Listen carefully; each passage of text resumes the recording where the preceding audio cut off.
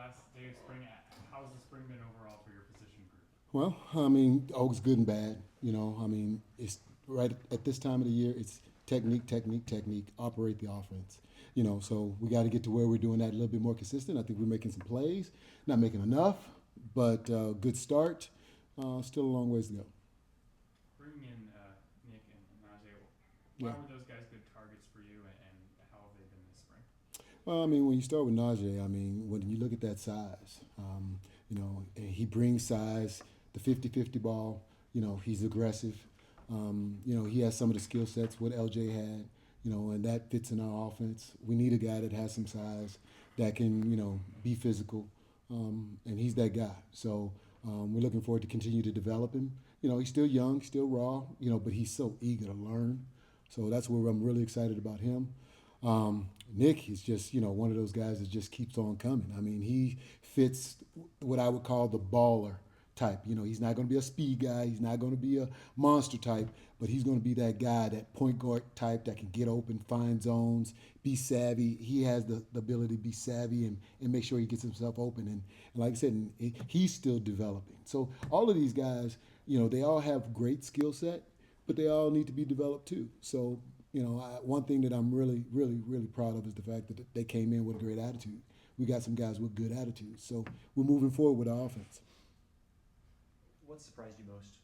Obviously, you've seen Isaiah on film, Mm-hmm. recruit him. What has surprised you most now getting to work with him in practice? Oh, well, like I just said before, I mean, the personality, the person, I mean, he's a yes sir, no sir. I mean, he's a no nonsense. He wants to be coach. He's asking all the questions. I may get a text at 1 in the morning, with a question. And because I'm old, I'm probably up and I'll respond. So we have that type of relationship. So I feel good knowing that he wants to get better, wants to get coached, and he can take AK going at him a little bit. So he'll fit in here.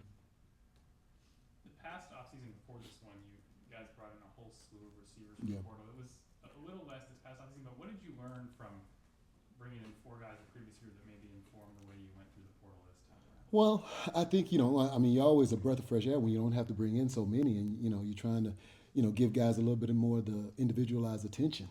So here, with having older guys, Keaton, Cam, guys that have been here, they're helping coach, they're leading, and they're helping getting guys ready. I think we were able to get these guys, the Najees and Nick, get them squared away a little bit faster because, the room is a little bit more squared away and they know things. Everybody in that room, those guys we brought in last year, I had to bring them from zero. So this year it's a little bit easier, and I think me and Coach Copeland a little bit better in sync at trying to get guys squared away too, and knowing how to maximize our skill sets and utilizing them. What are your expectations for Cam this coming season after last year? The sky's the limit for that guy. I mean, he's one of those guys. He knows what to do. He knows every position. We can ask him to go in and fix things and put him in position to get more balls, or go against a linebacker or a DB that's we feel like is a little bit lagging. So he should be in position to make more plays this year. Like I said, we just got to make sure we keep him healthy. He's understanding that the part about being professional is taking care of your body. So I think he's really done a really good job of taking care of his body, and like I said, we'll see the plays start to happen on Saturday. You guys had a good group of true freshmen last year. Yeah. Who's taken the biggest steps? I think, at times, I mean, all three of them. I mean, there's times where Nate shows, the ability to understanding the routes and maximizing his quickness. Corbin is just a flat out blur. I mean, once he learns how to harness, making people miss in a phone booth, he's kind of take Nagy-ish. And like I said, he should be the 50-50 guy, big, strong, the guys put a little bit more weight on him, but, he's growing. And like I said, all three of those kids, they want to learn. I do have a lot of guys in that room that want to learn. They come to coaches. They go to Coach Cope. They come to me. And all I'm saying is find somebody to talk to. If you got a question, if you don't like me, you better go to Coach Cope. If you don't like Coach Cope, you better go to Cam.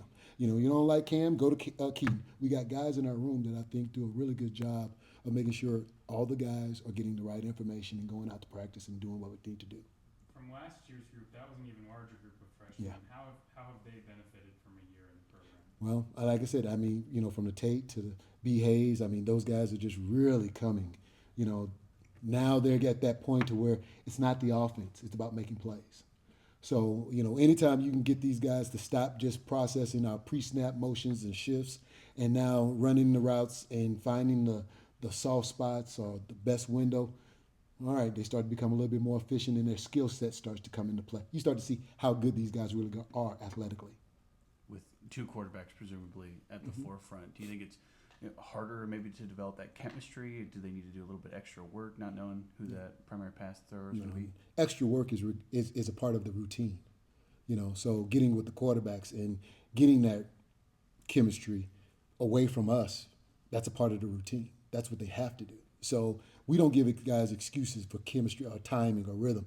When it's time to get out on the field and the ball is in the air, we better be where we need to be, and we better be on the same page with the quarterback. So I'm not going to give them an out in that regard. I know it's not your position group, but Mhm. seen Corey grow up, what's it like finally having him here on campus?